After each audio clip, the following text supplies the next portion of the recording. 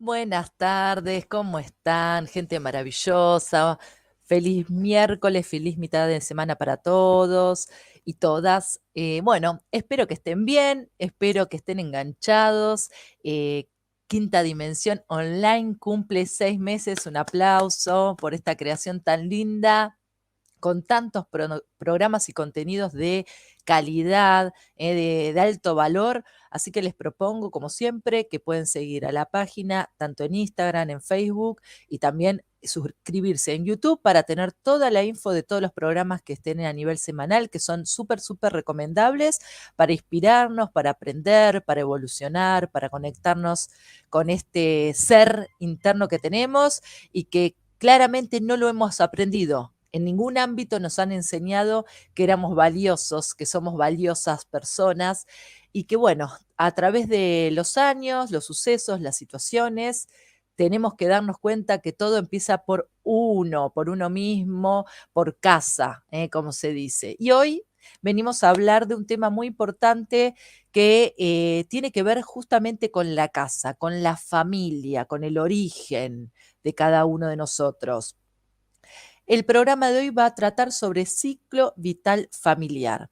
Este término, si bien es de mayor redundancia a nivel psicológico, por estudios también sociológicos, que viene toda una evolución, digamos, de aproximadamente de la década de los 50, en la medicina tenemos que conocer el tema del ciclo vital, pata que también nos falta en nuestra formación universitaria, por lo menos en la mía. No sé ahora cómo está en los programas desde este lugar, pero es necesario que un médico, que un profesional de la salud sepa de los ciclos vitales. Fundamentalmente, la medicina está dividida en especialidades que relacionan con el ciclo, con la etapa vital de las personas. Por eso tenemos neonatólogos, o sea, desde los bebés, obstetra, el que controla el embarazo, neonatólogo, pediatra,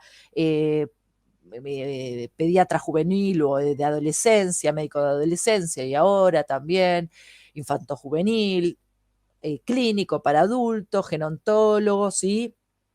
Y así subdivididas las especialidades según la etapa de la vida.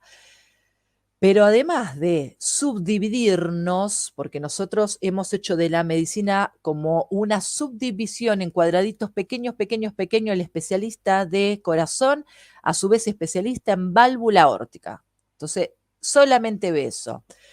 ¿Qué pasa? La medicina tecnológicamente evolucionó mucho de esa manera porque se ahondó en aprender detalles, pero hemos perdido la integralidad, la información coherente del ser como un todo, ¿sí? Y ni les cuento de la parte mental y de la parte espiritual, que claramente en la carrera eso no existe. Salud mental yo la tuve en primer año, era creo que los lunes, una vez por semana, no me acuerdo la carga horaria, poquitas horas recuerdo, y punto. Duró un año, no, pero se terminó ahí. Entonces, imaginen la importancia de este conocimiento para los médicos que carecemos claramente. Y este tema del el ciclo vital familiar tiene mucho de psicología, pero necesitamos los médicos conocerlo para poder acompañar a la familia como un todo en la evolución de las diferentes etapas de transición que van atravesando a medida que van desarrollando. Yo soy médica generalista de familia también se le dice. Nosotros tenemos una mirada a lo largo de la existencia del ser humano, acompañándolo en todos los procesos, pero somos la única especialidad que trabaja de esa manera. El resto no está zambullido en este tipo de información, que es tan importante conocerla. ¿Por qué? Porque nosotros funcionamos en este ciclo vital, como fueron viendo varios especialistas, de una manera en forma de espiral, que ahora voy a ahondar un poco en eso. O sea, desde el nacimiento en forma de espiral hasta la muerte, ¿sí? Este es como nuestro proceso vital. La vida no es una línea, de sucesos. La línea tiene una forma espiral porque todo se relaciona con todo, ¿sí? Mi nacimiento es importantísimo para mi adolescencia, para mi adultez. Todo tiene que ver con un todo, no son sucesos aislados. Eso por un lado. Y a su vez, yo soy parte de un grupo en donde aparecen otros miembros, que es la familia, que cada uno de ellos tuvo su desarrollo, tuvo sus etapas de crecimiento y que se empiezan a combinar con mi desarrollo. Y que yo dependo en cierta medida de este entramado de información. Y a su vez, mi núcleo familiar, que puede estar formado por mi mamá, mi papá y mis hermanos, tienen una relación también de un entramado con las generaciones anteriores y las generaciones que vendrán. Por eso es tan importante conocer esto, que ustedes entiendan, incluso se anticipen a las crisis que van a venir. Porque la crisis, recordemos, que es una oportunidad, más allá de que trae un problema. Toda crisis trae realmente un problema, trae una situación estresante, trae una situación realmente agotadora. Estamos saliendo de una crisis bastante importante a nivel mundial, pero hay crisis económicas que están apareciendo, hay distintos tipos de crisis. A nivel global y a nivel familiar, las crisis existen todo el tiempo. El tema es que no estamos con la mirada atenta para observarla y anticiparnos a ella. Por eso, desde el lugar del médico de familia o del médico generalista, una forma que tiene esta especialidad es acompañar y prevenir las crisis, porque son instancias claves de quiebre donde si no son suficientemente bien abordadas por este grupo, pueden generar trastornos grandes en la salud de alguno de estos miembros, ¿sí? La familia pasa a ser considerada un organismo vivo. La familia es un organismo vivo, está vivo. ¿Por qué se lo considera un organismo vivo? Porque nosotros, a pesar de que acá hay seres individuales dentro de este núcleo familiar, todos hacen que esta familia sea única y irrepetible. Todas las personas que forman este grupo aportan contenido a esta familia. Y obviamente que la identidad que va generando esta familia, identidad, también aporta contenido a cada uno de estos miembros durante su evolución. Nosotros somos seres individuales, pero tenemos una unidad emocional que viene aprendida desde este núcleo de origen, ¿sí? Con el tiempo aparecen otros núcleos sociales importantes como la escuela, que esto es en una segunda etapa. Pero la primera etapa, desde que el niño nace, esta es la base más importante en su desarrollo, en el desarrollo de este ser desde manera física, desde manera intelectual y desde manera emocional. Entonces, la familia es un todo con este individuo y este individuo, cada uno de estos individuos son un todo para con esta familia. Por lo tanto, la familia en sus distintas etapas va sufriendo situaciones, cambios, que algunos son predecibles. Por ejemplo, el nacimiento de un hijo, se forma una pareja, se casa o forman una convivencia, nace un hijo, ¿sí? Entonces aparecen los cambios predecibles. La mamá al principio tiene que mantenerse en la casa, pedirá sus 6 meses de ausentismo laboral si es que trabaja, se replanteará la funcionalidad ahí en el hogar, digamos, como en organización de este nuevo ser que viene a formar parte de la familia. Y hay factores que se van desarrollando dentro de la importancia de esta familia que influyen, que pueden ser factores internos, como la propia biología, y la parte psicológica y emocional de este grupo familiar, y también hay factores externos que influyen en esta familia, que tienen que ver con las expectativas culturales. Por ejemplo, esto que les acabo de decir, hoy una mamá que tiene un bebé tiene, a nivel cultural, por lo menos en este país, aprobada una licencia sin goce de sueldo de 6 meses. Si no, creo que es de 3 meses con goce de sueldo, ¿sí? Entonces, esto es lo que puede generar esta familia en base a esta ida y vuelta de factores externos, que también tiene que ver con la situación social, las posibilidades sociales en general también que afectan a esta familia. Si el único trabajo estable, por ejemplo, de este grupo familiar con un nuevo integrante, un bebé, es la madre, claramente que el factor social en este caso, porque el papá esté desocupado, hará que el papá deba quedarse en el lugar de la madre cuidando a este bebé. Y este factor social no es culturalmente aceptado, ¿sí? Entonces, ahí es donde empieza a irrumpir las crisis vitales que tendrían que ser estables, normales y evolutivamente de una transición eh, acorde para lo esperado, empiezan a aparecer factores que pueden ser externos o internos mismos a romper con esta transición de un tipo natural, se podría decir. Si bien no quiere decir que toda transición no traiga una intensidad en la emocionalidad de alguno de estos miembros, porque muchas veces estos cambios son naturales, pero alguno de estos miembros de la familia puede sentirse afectado por este cambio. Entonces, en este caso, la familia puede estar afectada porque culturalmente el que se tiene que ir afuera de la familia a trabajar de la casa es el padre y pongámosle que la mamá se está yendo a trabajar. Entonces esto genera un quiebre, ¿sí? Un quiebre desde el punto de vista de roles.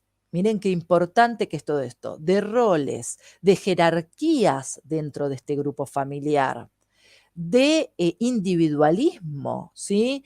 De objetivos personales. Empieza a como alterarse de tal manera que genera crisis sin esperarse este tipo de crisis, porque una pareja con un bebé pequeño, lo único que creería antes de quedar embarazada en la búsqueda de este embarazo es que el niño iba a traer alegría, felicidad al hogar. Pero de golpe, esta irrupción de este cambio laboral, pongámosle, que como el ejemplo, genera mucho más que el nacimiento y que la llegada de un ser a este grupo. Porque se empiezan a cambiar los roles de este grupo familiar. Incluso este tipo de etapa, que es una de las primeras etapas más importantes en la transición de una familia, no solo modifica los roles interparentales de los papás, sino que también empieza a modificar los roles y el lugar que ocupan los otros miembros de la familia externa. Por ejemplo, algunas personas se convertirán en tíos, otros en abuelos, ellos mismos en padres. Cambia la función, ¿sí? Incluso hay una pérdida de la intimidad conyugal. O sea, ¿qué quiere decir? Esta pareja ya no tiene el espacio que tenía para sus momentos de tranquilidad y soledad, porque hay un bebé que incluso puede estar durmiendo en la misma habitación. Recordemos que el colecho es necesario, es positivo, hay estudios recientes que se comprende que un bebé esté en la misma habitación que los papás es sano para ese bebé porque siente mayor protección, mayor cuidado. Entonces, incluso se está viendo que hasta los 2, 3 años puede ser aceptable, pero todo esto tiene que ver, vuelvo a lo mismo, a la cultura, a la sociedad, incluso hasta la etnia, de dónde son las personas, ¿no? El origen de esas personas, cómo vivencian esto. múltiples factores que van marcando que esta etapa de transición pueda ser llevada de una manera emocionalmente estable o de crisis, ¿sí? Esto por un lado. Por el otro lado, si yo tomo entonces, como les había dicho, la palabra crisis, puedo pensar en dos instancias. Peligro, o sea, me pone en alerta. Recordemos que nosotros tenemos un cerebro que funciona con un estado de estrés y con un estado de ansiedad. La ansiedad está relacionada más con el peligro y el estrés está relacionado más con lo nuevo, con lo desafiante, con lo que yo creo que no soy apto, que no estoy preparado, que no sé si voy a poder. Entonces me estreso. A medida que voy avanzando, ese estrés se va, porque ahí me voy dando cuenta que pude lograr los objetivos o lo que me quería proponer. La ansiedad tiene que ver más con un estado de alerta, de peligro. Hay algo allá afuera que me alerta, que me pone nerviosa para que yo pueda reaccionar y mantenerme viva, que tiene que ver con la supervivencia, con lo emocional, ¿sí? Entonces, estos procesos de cambio muchas veces generan en estas personas esos estados. Y uno dice, pero ¿cómo puede ser? Si es algo normal, es algo de la naturaleza. Sí, pero acordémonos que tenemos atrás de nosotros unas grandes mochilitas que son los sistemas de creencias, donde tenemos mucha información guardada, incluso de qué tipo de padres tenemos que ser, porque todo eso lo venimos aprendiendo desde niños, desde la etapa del juego, ¿sí? Cuando éramos chiquitos y jugábamos y teníamos los roles, y no sé, las mujeres juegan con las muñecas, los varones con los autitos, y eso también nos va marcando quiénes somos. Entonces después nos encontramos como adultos, pretendemos ser padres liberales, padres modernos, padres responsables y presentes, pero tenemos un sistema de creencias atrás nuestro que empieza a irrumpir, mejor dicho, en esta toma de conciencia y a generarnos malestar, generarnos miedo, generarnos angustia, generarnos sensación incluso de pérdida de libertad.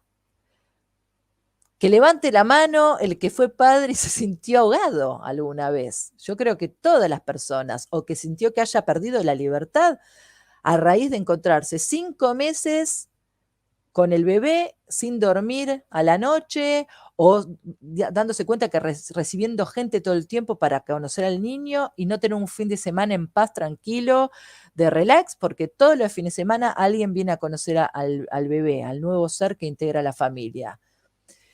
Entonces llega un momento dado que auxilio, o sea, auxilio podría ser la palabra más liviana, hay una explosión y esto genera choque intramarital, porque encima sumémosle la falta de contacto sexual, producto del el desgaste, el cansancio de la mamá, el tema natural de la cuarentena fisiológica para la reconstrucción de ese útero y estar, ¿no? Fisiológicamente estable en nuestro cuerpo, las mujeres. Entonces, son un montón de situaciones claves que hay que prestarle atención, que hay que decir, esto que estamos viviendo, esto por lo cual estamos estallando o lo cual nos estamos sintiendo ahogados, ¿es previsible? ¿Era previsible? Sí, claramente que era previsible. El tema que no lo hemos hablado con nadie, ni siquiera lo hablamos con el obstetra, ni siquiera lo hablamos con el neonatólogo, ni siquiera lo hablamos con el pediatra. Lo tenemos que descubrir solos porque nos falta la información, nos falta el acompañamiento. Y tal vez lo hablamos con amigos, lo hablamos con familiares, pero aparece ahí nuevamente el sistema de creencias y tal vez estas personas que nos rodean, en lugar de darnos una mano de calma y de paz, tal vez nos juzgan, nos critican, nos hacen sentir menos pudientes de resolver este tema.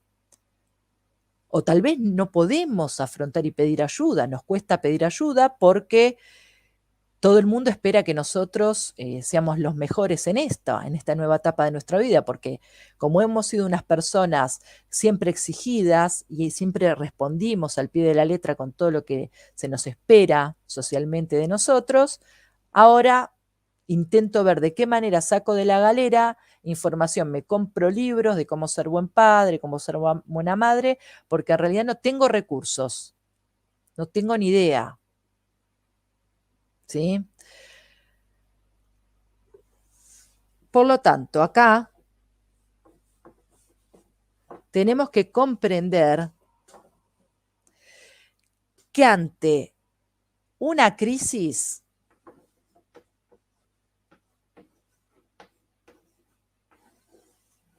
siempre hay una situación de tensión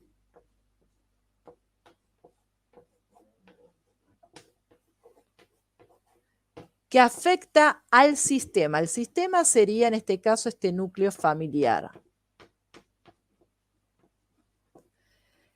Y para solucionar este estado de tensión hay que buscar adaptarse a esto, buscar de qué manera esto afloja o desaparece o se transforma en otra cosa. Porque si yo no puedo resolver esta tensión, lo que voy a generar realmente es un estado de más crisis, de mayor crisis. ¿Sí? Entonces acá la clave tiene que ver con la adaptación.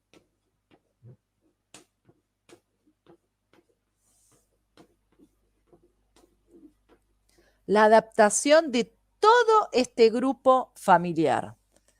Porque no es de una persona, no es de un integrante, es todo el grupo el que se va a adaptar a los cambios que están sucediendo, que son cambios vitales, son de la vida, ¿sí? Son de la vida misma. Por lo tanto, cada vez que hay una crisis,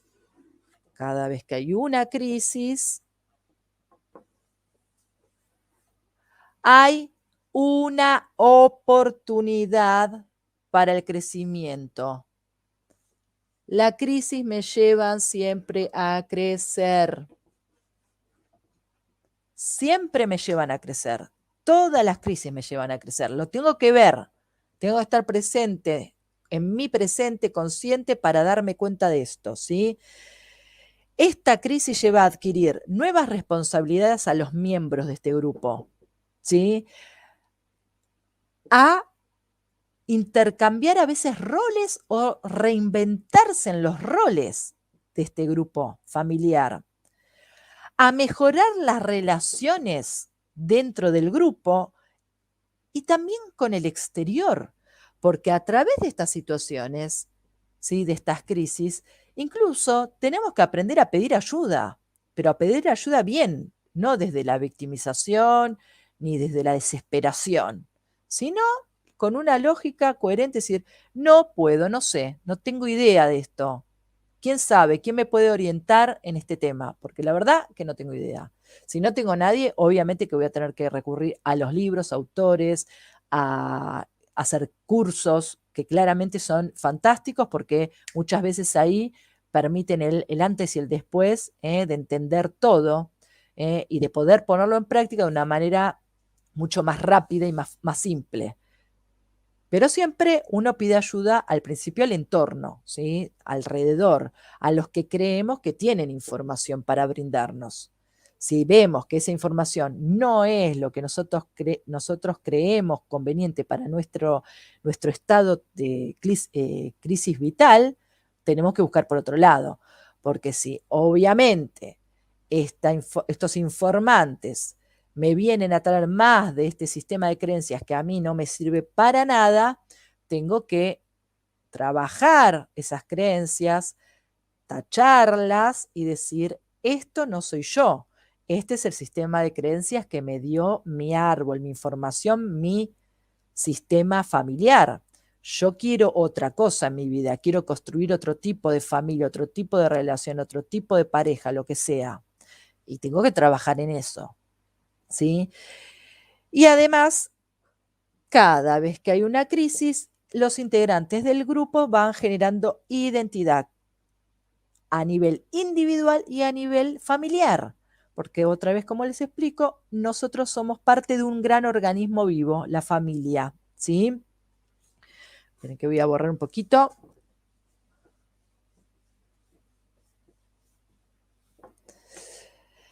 Por lo tanto, la familia, como les dije recién, no tiene una evolución lineal, no es una línea. Nacimiento, muerte, 0, X, edad, fallecimiento. Y acaban sucediendo cosas. No. Lo que vieron grandes expertos estudiosos de este tema es que nosotros funcionamos de una forma espiralada, de manera de espiral. Esperen que... Un gran espiral, ¿sí? Con distintas etapas. Esto viéndolo desde manera del individuo, ¿sí?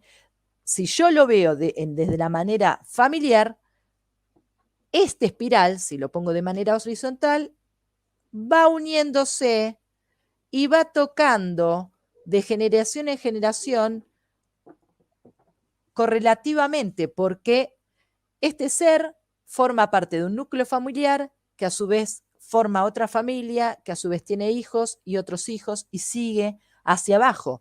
Por eso nosotros repetimos historias familiares, porque el aprendizaje de esta manera de vivencias se repite y se repite y se repite y se repite. ¿Sí? ¿Desde dónde empieza este origen de esta espiral? Obviamente en el parto, en el nacimiento. Y termina en la muerte. En el medio tenemos múltiples instancias. Cuando el bebé da los primeros pasitos y camina, que eso es una gran tensión. Todos recuerden, yo por lo menos con Dante, con mi hijo Dante, cuando empezó a caminar, me acuerdo que habíamos ido a festejar Año Nuevo a la casa de unos amigos en Trequelauquen, estábamos en una pileta, parque, yo necesitaba descansar y él caminaba a una velocidad que no pude descansar nada.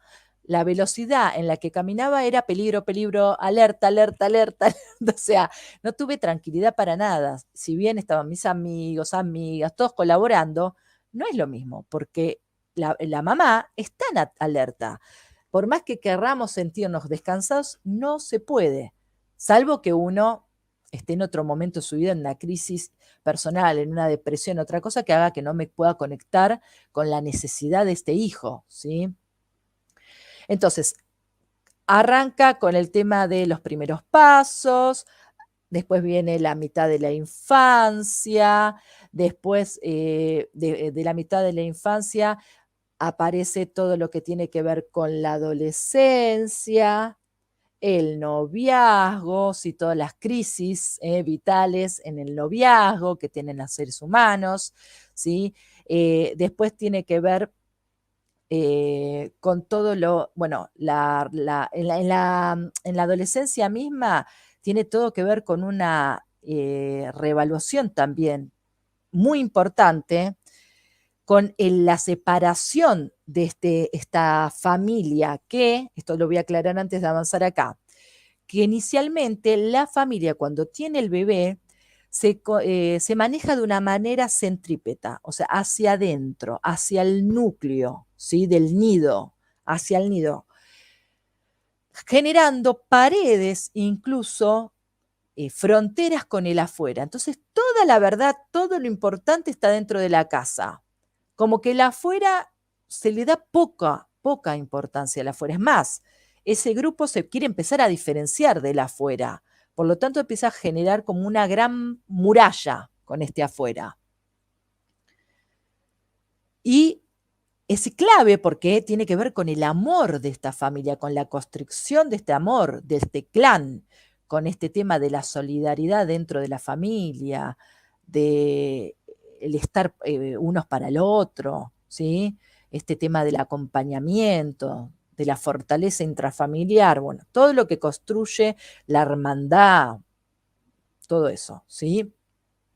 Pero cuando surge la adolescencia, esto es clave porque el adolescente empieza a generar vínculos hacia afuera, Entonces la familia, otra vez en esta etapa, modifica su identidad y empieza a relacionarse toda la familia con el afuera, porque este joven o esta joven trae una novia, entonces hay que conocer tal vez a la familia de la novia, incluso los amigos, los viajes, las excursiones, hay que relacionarse con el afuera.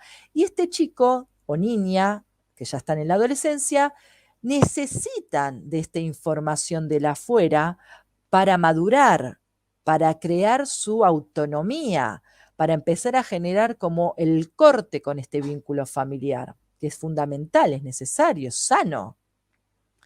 Pero muchas veces sucede que la familia, uno de estos integrantes de la familia, que puede ser la mamá o el papá, tienen una creencia tan fuerte desde este punto de vista centrípeto, que es hacia adentro, que no quiere que este adolescente se vaya de la casa, salga, vaya a bailar, tenga amigos. Entonces empieza a querer nuclear y a generar esta tensión hacia adentro. Es ahí donde muchos adolescentes empiezan a tener conflictos en su conducta, incluso alimenticia, conflictos vinculares con los que están adentro de la casa y muchas veces incluso con otros roles de autoridad fuera del hogar, que puede ser un docente. A su vez, este conflicto que puede ser generado por uno de los padres genera crisis matrimonial, porque uno dice, no, dale, déjalo salir, si ya está grande, ya puede empezar a probar o de vínculos afuera, tener amigos, que se queda a dormir a la casa de alguien. Acá está Dante, que vino a saludar. Hola. Bueno, ¿quieres decir algo? Sácale el micrófono. Saludo para todas. Bueno, besito. Bueno, entonces, este grupo que quiere, este chico que quiere incluirse en estos grupos, uno de los papás puede empezar a discutir con el otro, entonces empiezan las crisis matrimoniales, que son tan comunes en la adolescencia de ese hijo. Y a su vez, si esto no se logra, incluso puede llevar a la depresión. A veces es la mamá.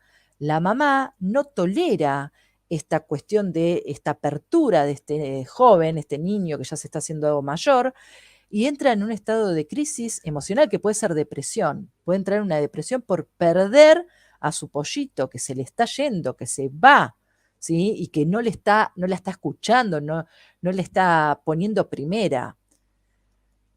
Y hasta se ve en estas instancias patologías como, por ejemplo, infartos, ¿sí? Por este tipo de crisis intrafamiliar. Entonces, no estamos hablando de algo menor. No es algo, el ciclo vital familiar, no es algo menor, es algo clave en la individualidad y en la estructura de todo este núcleo, este grupo, porque cuando cae uno, que una persona está enfermo, vean el resto cómo están. Si conocen personas donde hay una de estos integrantes, uno de estos miembros, con alguna problemática, todo el resto del grupo padece indirectamente este conflicto. Antes de seguir avanzando con esto, la etapa, obviamente, que le antecede a la adolescencia, que es la otra crisis importante del ciclo vital, es cuando el niño obviamente ingresa al colegio, a la escuela. Acá también hay un tema de crisis, porque la familia puede tener conceptos en su mente, en sus creencias de educación, y la escuela puede tener otros.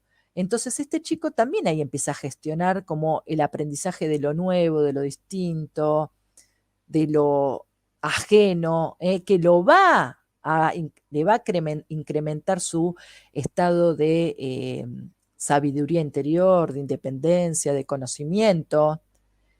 Pero también puede haber acá algún tipo de conflicto familia-escuela, donde también se puede ver manifestado por trastornos de conducta o del aprendizaje del niño en esta etapa tan importante. Los papás tal vez no pueden, no saben acompañar al niño en esta etapa, ¿sí? Hay demasiadas exigencias, demasiada búsqueda del perfeccionismo del niño o de la niña, Y esto genera conflicto también, claro que sí. ¿Cuántas veces, cuántos padres son o han sido exigentes generando una, digamos, falta de diversión de la etapa de la infancia del niño, porque lo exigen de tal manera que tiene que estudiar, después ir a hacer un deporte, después ir a hacer inglés o otro idioma? Ese chico no tiene infancia por la creencia limitante de esos papás que dicen que tiene que formarse de esa manera porque ellos, por ejemplo, no pudieron, no tuvieron nada, entonces ahora, como económicamente pueden, quieren que su hijo sepa todo, para que cuando sea grande pueda viajar a Europa, a donde sea, y sepa hablar todos los idiomas. Nos estamos olvidando de que hay un ser que está en crecimiento y en desarrollo y que tiene un espíritu, principalmente de niño, donde su capacidad del aprendizaje, sobre todo, tiene que ver con el juego, que es clave. Si uno habla con un psicopedagogo o con un docente mismo, explican que el juego es la base del aprendizaje en el niño, sobre todo en la primera infancia, ¿sí? Entonces, todos estos conflictos, estas situaciones que deberían ser atravesadas con, obviamente, tensión, va a haber tensión cuando el nene empieza primer grado y que tal vez todavía no controla bien los esfínteres, que es un problema. Bueno, todo esto a veces es acompañado y tiene, digamos, una mejor modalidad de trabajo junto con especialistas como, por ejemplo, un psicopedagogo, ¿sí? Hay que estar atentos también, hay que estar atentos a qué le sucede a mi hijo, cuál es el conflicto, por qué no se puede relacionar tal vez con otros, por qué le tiene miedo a la escuela, qué pasa con esto. Bueno, hay que estar también consultando a especialistas porque muchas veces ya desde la lógica del ciclo vital, no, la lógica no está, hay algo más, hay otro componente que hay que investigar, ¿sí? Entonces, estamos en la adolescencia, después tiene que ver con lo que es la crisis que empieza a generarse ya con una segunda mitad en la vida, en la reevaluación de la vida, cuando uno empieza a pensar qué voy a estudiar, hacia dónde quiero ir, qué voy a trabajar, bueno, todo ese tipo de crisis. Después aparece lo que es el matrimonio, ¿sí? Formar pareja, en este caso ya matrimonio, muchas personas no se casan, pero forman pareja, el planteamiento de los hijos, tener hijos, el planteamiento de instalarse, de tener una vivienda propia, ¿sí? Todo esto como que vamos avanzando paso a paso en esta crisis en la vida, hasta que vamos llegando a la adultez media, hasta lo que tiene que ver después con la adultez tardía, ¿sí? Ya con ser abuelos, convertirse en abuelos, esa es otra instancia muy importante. La jubilación es otra parte del ciclo vital muy clave, sobre todo en las personas, obviamente, que trabajan, pero en los hombres, sobre todo, que están acostumbrados a estar fuera del hogar y se encuentran en el estado de la jubilación, metidos adentro de la casa, que no saben qué hacer. La mujer se siente invadida por este hombre que ahora está ocupando este terreno y esto genera crisis nuevamente en el matrimonio. No saben cómo ocupar los espacios, bueno, ¿sí? De la casa. Hay que volver a replantear. Recordemos, crisis, hay una tensión en este sistema familiar y me tiene que llevar a readaptarme, adaptarme a esto con cambios de roles, generar crecimiento individual para lograr después un crecimiento grupal, ¿sí? Hasta replantear mi identidad en este momento de mi vida. Si yo ya tengo 65 años, mi nueva identidad de jubilada es, bueno, soy una jubilada, sí. ¿Qué quiere decir? Tengo más tiempo para el júbilo, para la diversión. Tengo tiempo para divertirme, no tiempo para quejarme. Entonces me tengo que replantear mi identidad. ¿Hacia dónde voy? ¿Qué quiero? ¿Qué quiero aprender? ¿Qué quiero construir? ¿Quién quiero ser ahora? Todo el tiempo estamos en crecimiento, todo el tiempo, pero estos momentos son los fundamentales, los que nos van marcando. Tic, tic, tic, tic, tic, tic, tic, como un relojito, ¿sí? La vida consta de múltiples crisis y son necesarias, vuelvo a decirlo, para el crecimiento. Volviendo al caso, antes de avanzar un poquitito más en la descripción de estos términos, volviendo al caso de la parte del bebé, desde la decodificación les quiero contar que justo en esta semana me consultó un hombre de más o menos 38 años, papá primerizo, que trabaja desde la pandemia en su casa, o sea, home office, y su pareja, la mujer, recientemente empezó a trabajar. Ella tiene que salir afuera a trabajar en un comercio y está bastantes horas fuera del trabajo, si bien tiene la hora de la lactancia, ¿no? Este tipo de cosas que el Estado nos brinda, entre comillas, que bueno, no colaboran demasiado con esta primera etapa clave en la crianza del bebé, pero bueno, es lo que hay, por eso socialmente es lo que hay, es lo que tenemos. Y sucede que a este bebé lo empezaron a adaptar para que vaya a un maternal, ya tiene más de 6 meses, se empezó a adaptar, bárbaro, pero ¿qué sucede? Todos los que son padres y todos los que llevan a sus hijos a los maternales sabrán que los primeros meses cuando uno lleva a sus hijos al maternal terminas pagando una cuota sin que el hijo vaya porque vive enfermo el bebé, que es normal, es común, se llena de mocos, es común. Cuestión que estaba todo planificado y armadito para que él trabaje en su hogar y ella trabaje en el comercio y el bebé esté en el maternal. Pero casualidad, se llenó de moquitos y no pudo ir al maternal. Entonces el papá tuvo que trabajar junto con el bebé en el hogar. ¿Qué sucedió? Todo esto llevó a una crisis familiar. Si bien ellos se anticiparon, observaron el camino a seguir, fueron diagramando todo el paso a paso, esta situación de la enfermedad de este bebé, algo simple, sencillo como mocos, que el jardín dice no puede venir con mocos, hizo que genere una crisis de pareja, porque esta persona, este hombre, se sintió que perdió su libertad. Miren qué interesante, ¿no? ¿Y cómo se manifestó este tema? Con honguitos. La pitiriasis rosada, son esos honguitos que son muy comunes, se ve mucho también en la adolescencia, en los deportistas y demás, que tiene que ver con como sobreelevación del tejido, se ve como rosadito, blanquito, si uno raspa se descama un poquito, es un hongo. Y tiene que ver justamente con un problema en la integridad, en esta cuestión de me siento invadido, pierdo mi libertad, y a su vez con un conflicto de separación, que en este caso, este conflicto de separación, en realidad es de este bebé con esta mamá. Este bebé se separa de esta madre, por lo tanto, el bebé no está bien, está en conflicto, y se lo va a hacer, se lo va a demostrar a ese padre, que él no está contento, porque el que está ahí es él y no está la madre, él quiere que esté la madre. Y esta situación trae una crisis.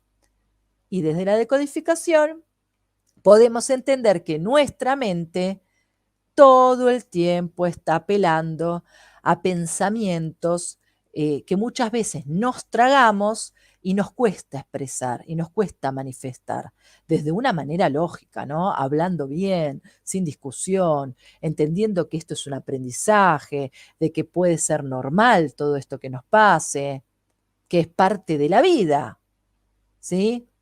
Bueno, ahí estoy con Erika, Carlos, me dice, hermosa charla, gracias. Erika, qué bueno todo lo que estás charlando. Bueno, gracias, gracias por los mensajitos. Entonces, todo esto es necesario entenderlo, porque si no, se destruye la familia, producto de situaciones que pueden ser manejadas desde un entendimiento lógico. Nosotros tenemos eventos que son normativos desde el punto de vista de la evolución de estos ciclos familiares, que son el matrimonio, el nacimiento, puede ser del hijo también de un nieto, ¿sí? la escolaridad, la adolescencia, cuando los hijos se van a buscar su vida, se hacen adultos, se lanzan al mundo, la jubilación, la vejez y la muerte. Eso es como los eventos que se esperan de cualquier persona. Pero hay eventos que son accidentales y que ahí están los grandes problemas tensionales de estas crisis familiares cuando aparecen algunos de estos eventos que realmente irrumpen de una manera, se podría decir, trágica con esta evolución familiar de este ciclo, que tienen que ver con abortos, tienen que ver con las separaciones o divorcios. La separación o el divorcio, hace poco hice un curso de educación emocional muy interesante, donde el psicólogo que coordina el curso explicaba que se está evaluando si la separación o el divorcio no va a pasar a ser parte del ciclo como vital normativo, de este evento normativo, como que se espera, lamentablemente, que de las relaciones de pareja, más de la mitad en algún momento se separen. Esto es como parece que están cambiando las estadísticas desde esta lógica de la eh, el no sostenimiento de la relación a lo largo de toda la vida como creíamos o creyeron nuestros abuelos, por ejemplo, ¿sí? Como se creía antes, que era para toda la vida. Bueno, esto claramente lo vemos en los personajes de la televisión, ¿no? Famosos que forman una relación, tienen un hijo, se separan, tienen otro hijo, y uno cuando dice, ¿qué hago? ¿Me separo? ¿No me separo? No sé si lo quiero. Estás en una crisis existencial de tu vida y de golpe ves que tal personaje se separó 3 veces, y bueno, y lo vivencia, y lo expone, y lo dice, y lo cuenta. Bueno, hoy se calcula que de un grupo de niños, de un aula de 30 niños, 20 son hijos de padres separados o están, digamos, formando una relación de familia, ay, se me fue el nombre, ¿cómo es? Estas familias que son ensambladas, porque tal vez sus papás no se separaron, pero tiene hermanitos de la mamá con otro papá o del papá con otra mamá que eran antes que él. Entonces son hijos de familias ensambladas. Y esto es como la nueva normalidad, ¿sí? Que hay que entender y que en cualquier momento va a pasar a ser el divorcio como una etapa del ciclo este. Va a entrar acá, esperable. Son los menos los que mantienen la relación de pareja intacta desde que fueron a vivir juntos o se casaron. Pero, a pesar de esto, les quiero decir que también hay otro estudio de investigación que dicen que las parejas y que sostienen su relación de pareja con amor, estamos hablando, no es que sostenés a pesar de la violencia y te quedas ahí y bajás la cabeza, no, con amor, con seguridad y con decisión, mantienen esta pareja por lo menos durante toda la infancia y la adolescencia de los hijos, esos hijos van a ser más exitosos que aquellos que están de padres separados. Esta es como un estudio que se estuvo haciendo en estos últimos tiempos. O sea, estos hijos de una familia integrada por todos los miembros, que no hubo ruptura, tienen más valores, o sea, más entendimiento del amor. Es una teoría, o sea, puede haber discusión, mientras que la familia sea sana, porque si la familia es un desastre, donde hay insulto, malestar, y la verdad que no está bueno para esos hijos. Si hay desamor, no está bueno porque esos hijos están comprendiendo un error, como lo hablé en la charla de relaciones, de que el amor es infidelidad. No, no. O que el amor es violencia. No. O sea, no tiene nada que ver. ¿Sí? Estamos hablando de parejas o familias que tienen un orden, que tienen una buena relación, ¿sí? Bueno, después, obviamente, eventos accidentales que irrumpen en estas crisis vitales son obviamente las enfermedades, las discapacidades y situaciones de discapacidades, muertes prematuras, cuando hay por ejemplo, una muerte de uno de los miembros de la familia, una mamá o un papá, cuando los chicos todavía son chiquitos, genera una tensión vital muy, muy fuerte en este grupo familiar, incluso generando cambios de roles no esperados, como por ejemplo que el hijo mayor pase a ocupar el rol del padre porque se tiene que ir a trabajar y traer el dinero para mantener al resto de los hermanos. Entonces, este tipo de crisis, la verdad, son muy duras, ¿sí? Son muy duras porque a la larga pueden traer después secuelas a nivel emocional si no son bien encaradas. Recordemos que todos los bloqueos emocionales se suceden cuando uno vive un evento trágico, triste, doloroso, en soledad, dentro mío, en mi cabeza. No tengo un otro que me viene a explicar lo que pasa, o que me viene a calmar, o que me viene a dar tranquilidad, o que me viene a dar un abrazo y me dice, bueno, hijito, tenés que ir a trabajar vos también, pero esto de a poco se va acomodando. Vos seguís siendo hijo, no sos padre. O sea, hablar con los hijos de estas situaciones, ¿sí? Pero bueno, ¿cuántos casos? Pasó eso, automáticamente la hija más grande tiene que cuidar a todos los más chicos, cambiarle los pañales al bebé, y el más grande, el varón más grande, a trabajar. Y estamos hablando de historias de chicos de 12 años, ¿no? Si ustedes investigan, por eso qué importante buscar el árbol, porque estas vivencias las pudo haber tenido algún abuelo de ustedes, ¿sí? Entonces, y hoy yo me encuentro en un momento de mi vida y no sé si formar familia, porque la verdad creo que mejor no traer hijos a este mundo horrible, y en realidad no es traer hijos a este mundo horrible, porque el mundo es maravilloso. El tema es que mi historia, como les conté en lo del árbol, es caótica. Es una historia que me dice, no, no está bueno, ¿sí?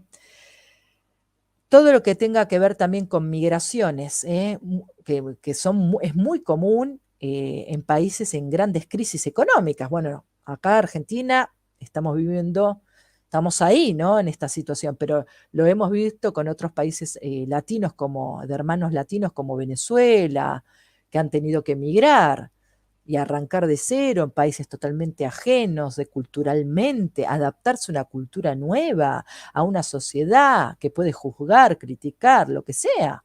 Entonces, todo eso trae realmente estados de crisis muy caóticos en los grupos familiares, generando, como les vuelvo a decir, la obligación de un aprendizaje, porque el objetivo es que esa familia, si esa familia tiene una identidad y una construcción desde la salud mental sobre todo, va a superar ese estado, va a superar esa situación, se van a readaptar todos a esa vivencia y todos se van a acomodar al nivel de volver a estar en el mismo orden de roles, pero en una nueva cultura, por ejemplo, ¿sí?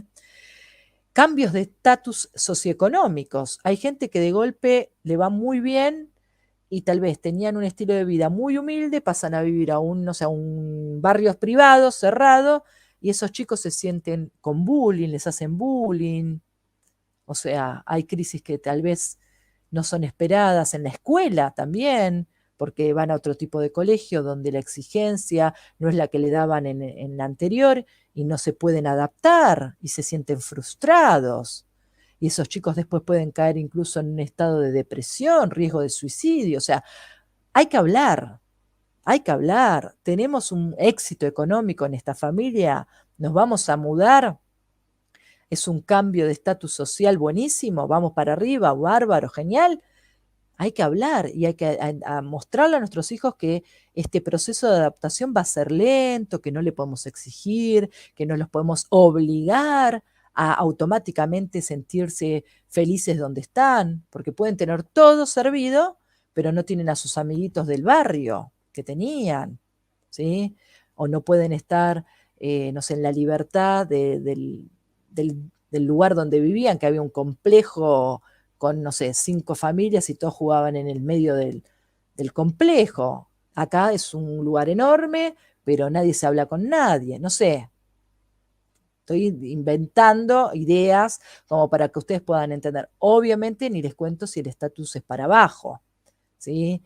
También bullying, bueno, situaciones.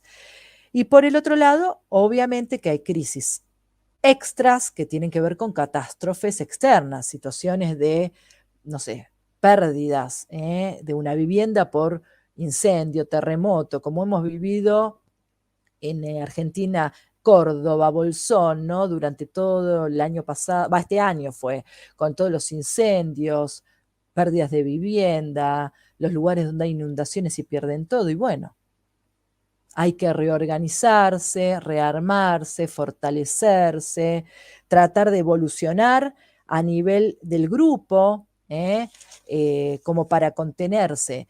También estas tensiones, si bien no son crisis accidentales, pero hay niveles de tensión altos, es cuando, por ejemplo, hay una situación de una maternidad no esperada de una persona muy joven o muy grande. Yo recuerdo una vez que vivía de chiquita en un barrio que queda embarazada la madre de la hija y la hija, o sea, la hija tenía 25 años, queda embarazada el primer nieto de la familia y esta mujer con 50 años queda embarazada también. El barrio todo comentando cómo esta mujer que era vieja estaba embarazada, se mudaron, se tuvieron que mudar. Miren qué fuerte fue para este grupo familiar esta situación de que esta mujer con 50 años quedó embarazada. Hoy aplaudimos a todas las de 50 que quedan embarazadas, decimos qué genias, qué divinas, qué grandes, que van para adelante y apuestan a ser madres de vuelta. Bueno, María Emilia también me dice, excelente programa, qué bueno hacernos conscientes de los eventos que irrumpen la vida y causan crisis. Hay que hablar, como decías, hay que hablar. Y sí, aparte tenemos que entender que son cosas esperadas, son esperadas. Y si nosotros no queremos que las crisis se repitan de generación en generación, hablar es la clave, ¿sí? Para cerrar, algo cortito sobre duelo. El duelo, obviamente, en el estado de la muerte, aparece el duelo en las personas que han acompañado a este miembro de la familia. Y obviamente que según la edad de la muerte, el proceso va a ser distinto en cada persona. No es lo mismo la muerte de una persona mayor que obviamente que de una persona joven. Pero nosotros, las etapas de los duelos se caracterizan por 5 ítems, que esta es la clasificación más convencional, que es la negación, o sea, no lo puedo aceptar, la ira, el enojo, después viene la negociación, quiero entender, quiero tratar de comprender de alguna manera, de buscarle la vuelta para que esto no, que pasó no suceda. Puede entrar en un estado de tristeza profunda o depresión la persona que está duelando. Y el último ítem es la aceptación. Todo esto, cada una de estas etapas tiene un tiempo y cada persona lo va a vivenciar de una manera individual, ¿sí? Hay otra clasificación que es de 7 ítems que a mí me gusta también mucho porque la última, la número 7, habla de más que nada un restablecimiento, ¿sí? Y agrega otras que tienen que ver con el dolor, la culpa, agrega eso, la culpa, el dolor, la confusión también como otro ítem ahí, que me parece que está bueno también, porque es verdad, al principio, según también la situación y la vivencia, puede haber confusión, pero tenemos que entender que la muerte es parte de la vida, ¿sí? Nosotros tenemos una cultura también que no está relacionada con la muerte, como tal vez los mexicanos u otras culturas de Occidente, donde se venera al muerto, donde se obtiene de la información del muerto todo lo mejor, ¿no? Este acompañamiento, incluso año tras año, poniéndole la velita, venerándolo. Bueno, nosotros no tenemos la muerte por lo menos acá en Argentina, tiene que ver mucho con lo trágico, la tristeza, o sea, y tenemos que tratar de empezar a cambiar este concepto de muerte, porque nos hace daño, porque nos hace daño, ¿no? Esta es una creencia limitante que tenemos nosotros, desde el entendimiento de que la muerte es un final, no es ningún final de nada. La muerte genera apertura, porque ese ser que se fue nos ha dejado un montón de información que tenemos que ver y entender y aprender para primero no repetir lo malo y segundo, potenciar lo bueno. Entonces, tomarlo como algo desde la naturalidad y ver como una incluso oportunidad para reorganizar nuestra vida, seguir viviendo y hacer de nuestra vida, de nuestro presente, lo que aquel ser que tanto nos amó y que tanto hizo por nosotros, hoy esté feliz de vernos transcurrir una vida también de felicidad. ¿Sí? Y de alegría y de crecimiento, porque recuerden que después van a venir descendientes, tal vez no sean nuestros hijos, pero pueden ser sobrinos con hijos, ¿sí? Si no somos papás nosotros, pero siempre vamos a ver el camino de la vida para abajo, o sea, nuestra vida no se corta en nosotros, siempre vamos a ver una continuidad. Entonces, hablemos también de la muerte con alegría y con felicidad, veneremos a aquellos que nos dejaron, festejemos la vida que han tenido, potenciemos todo lo bueno de ellos y prestemos la atención a aquellos errores o situaciones negativas que tuvieron para verla, para no repetirla, para trabajarla, para sacarle punta al lápiz y decir, por acá es, por acá tengo que ir. Se me acabó el tiempo. Gracias una vez más por acompañarme. Abrazo iluminado para todas y todos. Nos vemos el miércoles próximo. Cariños.